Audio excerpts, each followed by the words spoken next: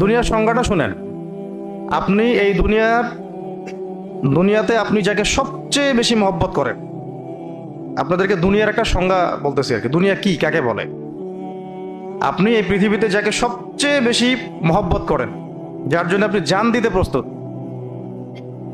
সে মুহূর্তের মধ্যেই আপনার সবচেয়ে বড় দুশ্মনের সাথে হাত মিলায় আপনার পিঠে ছুরি মেরে চলে যেতে পারে। দিস ইজ কল্ড দুনিয়া। এর নাম দুনিয়া। এটাই দুনিয়া। সংখ্যাটা আরেকবার বলতেছি। আপনি যাকে সবচেয়ে বেশি মহব্বত করেন, সবচেয়ে বেশি বিশ্বাস করেন, সবচেয়ে আপন বা সবচেয়ে কাছের মনে করেন, সে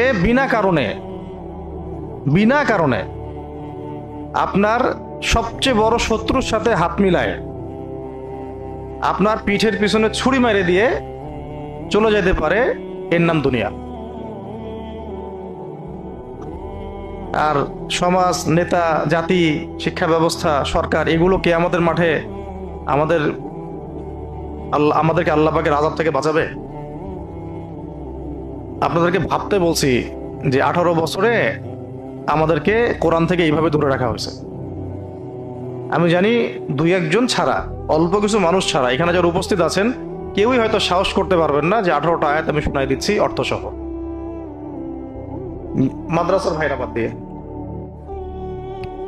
তার মানে মাদ্রাসার ভাইদের জন্য কোরআন, মাদ্রাসার ভাইদের জন্য ইসলাম, মাদ্রাসার ভাইদের জন্য দিন, জেনারেল শিক্ষিত এই কোটি কোটি ভাই বোন, এদের জন্য ইসলাম না, দিন না, তাই তো?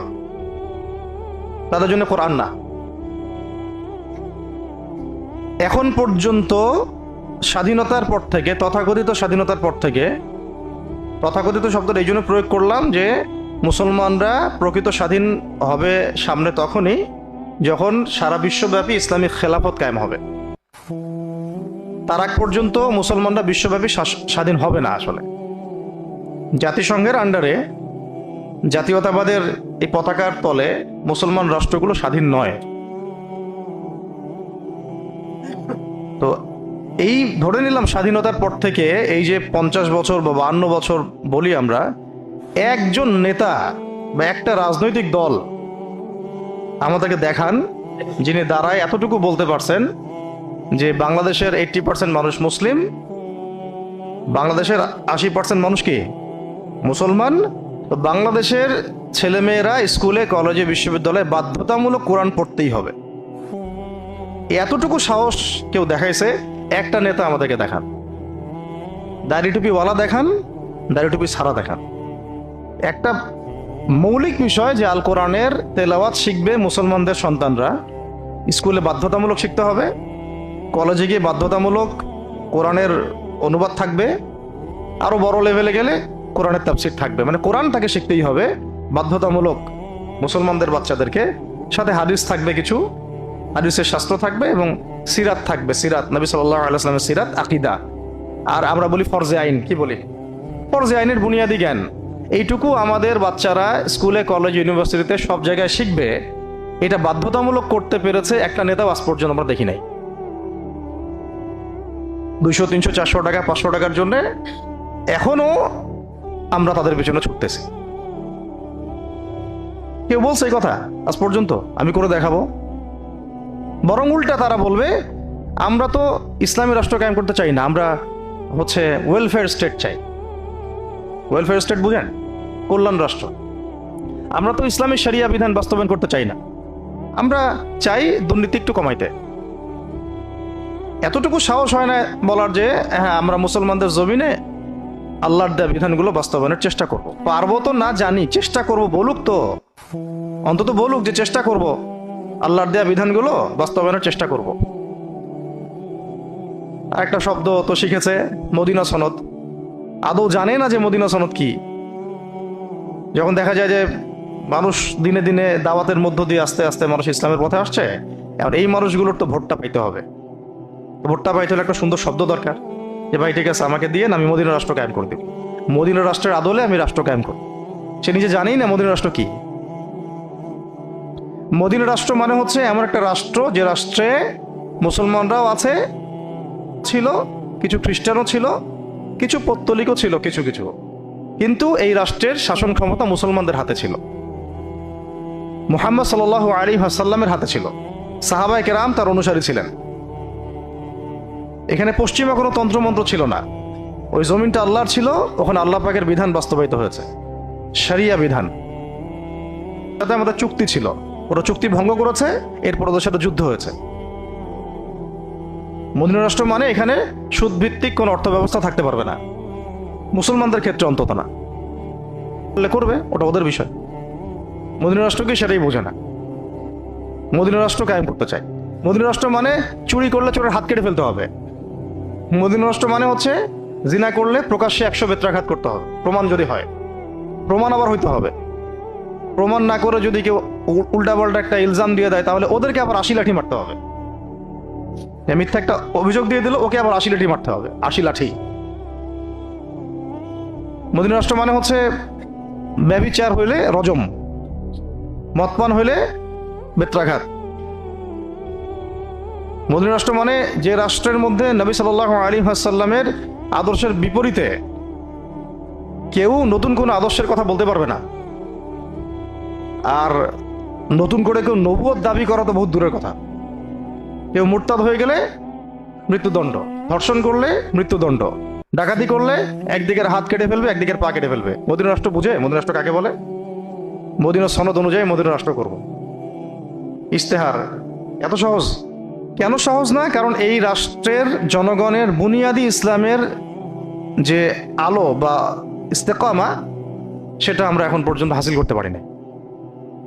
সবার আগে এই রাষ্ট্রের জনগণ মানে সমাজের জনগণকে অন্ততপক্ষে 5 ওয়াক্ত নামাজি বানাইতে হবে।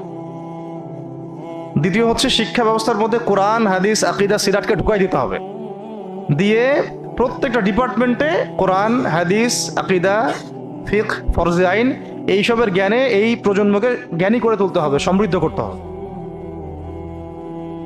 অর্থনৈতিক বিষয়গুলোর মধ্যে থেকে সুদকে আস্তে আস্তে মাইনাস করতে থাকতে হবে।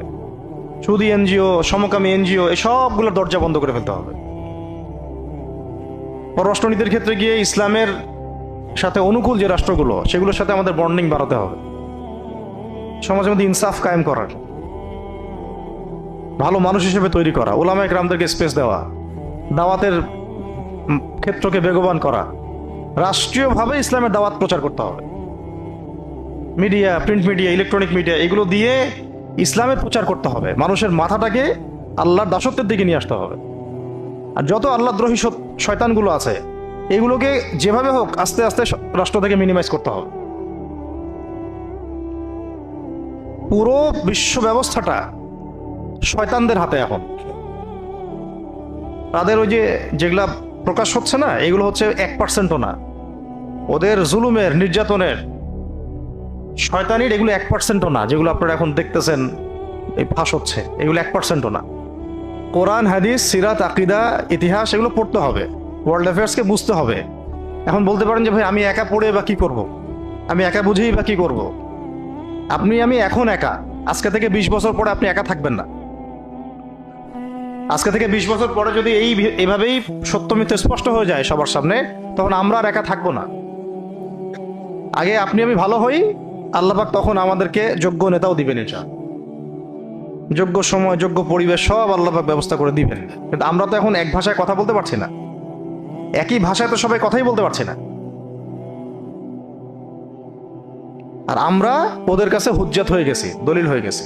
ওদের মতবাদগুলো আমরা বরণ করে নিয়েছি বিধায় ওরা বলতে পারে যে তোমাদের মধ্যেই তো বহু মানুষ আমাদের মতবাদগুলো নিয়ে নিয়েছে। ওরা কি কম বুঝে ইসলাম? তোমরা একাই বুঝো ইসলাম? এইটাই সমস্যা। বরং এখানে এই গোষ্ঠী তো আরো বড় অপরাধী আমি মনে করি।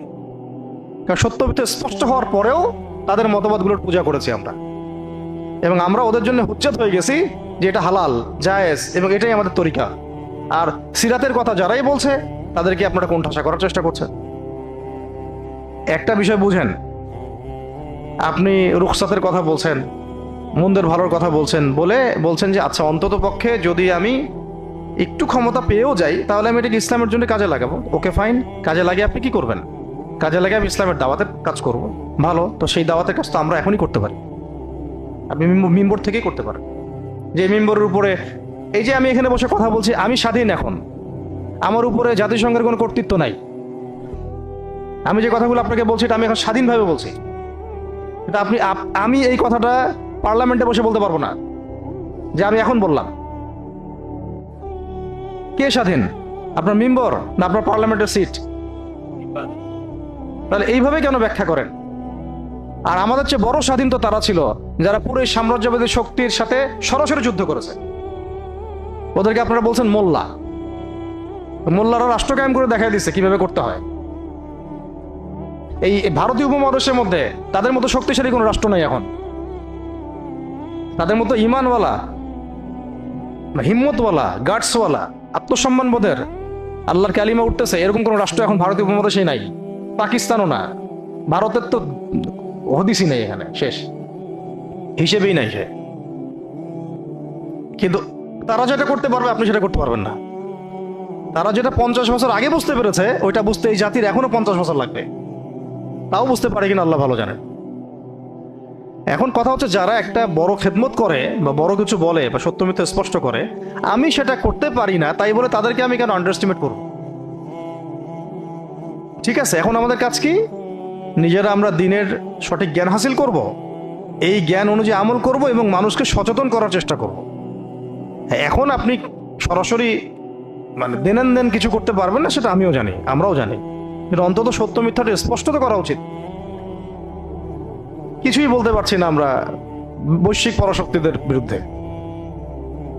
কোনো পদক্ষেপ নাই, কোনো মতবাদ নাই, কোনো আদর্শ নাই, কোনো রেভলিউশন নাই।